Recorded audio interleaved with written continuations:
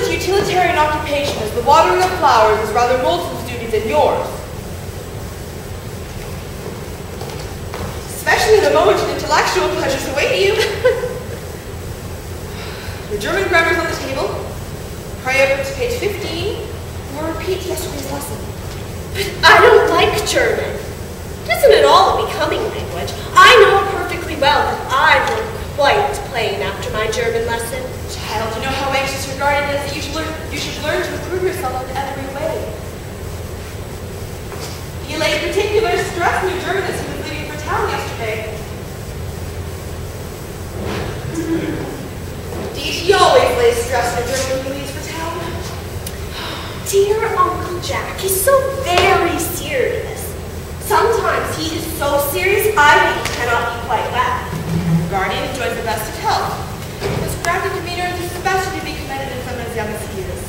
I know no one of a higher sense of duty and responsibility. I suppose that is why he often looks a little bored when we three are together. Cecily, I'm surprised at you.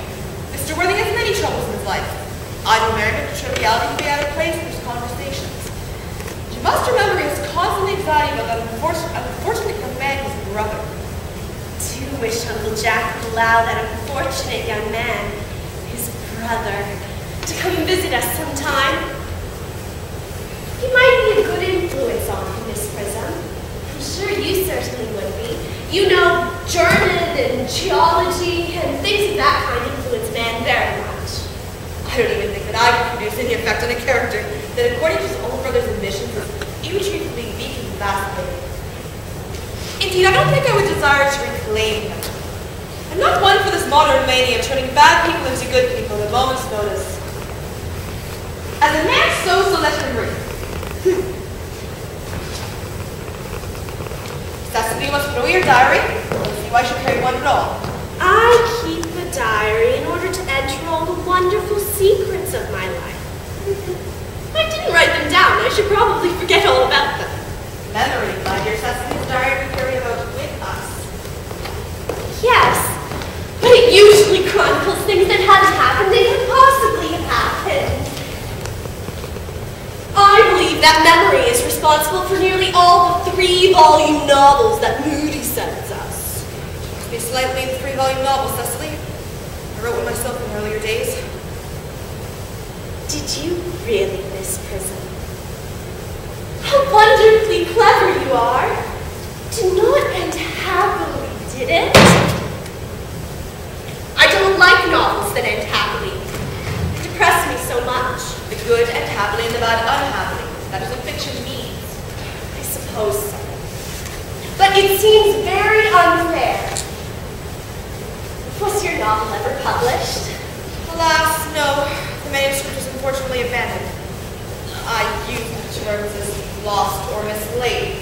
To your work, child, your speculations are profitless. But I see dear Dr. Chasuble coming up the garden.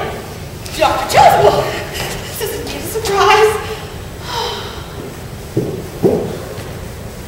And how are we this morning?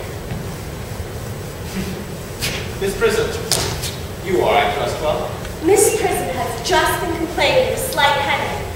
I think that a stroll around the park with you, Dr. Chasuble, would do her ever so much good. Cecily, I'm not complaining of a headache. Dear Miss Prism, I know that. But I felt instinctively that you had a headache. Indeed, I was thinking about that, not about my German lesson when the rector came in. I hope, Cecily, you are not inattentive. Oh, I'm afraid I am. That is strange. Were I fortunate enough to be Miss Prism's pupil, I would hang upon her lips. I spoke metaphorically. My metaphor was drawn from bees. Mr. Worthing, I suppose, has not returned from town yet? We don't expect him until Monday afternoon. Ah, yes. He usually likes to spend his Sunday in London. He's not one of those whose sole aim is enjoyment, as by all accounts that unfortunate young man his brother seems to be.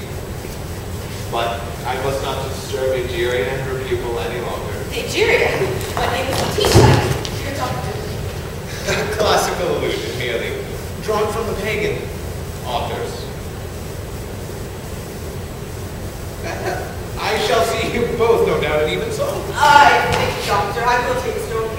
Excuse, I do have a slightly bigger fixture with good.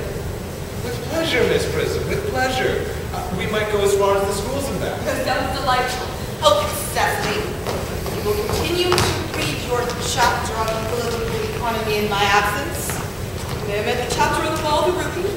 This is far too sensational. These metallic prods have to melt the backside. Horrid political economy. Horrid geography. Horrid, horrid German!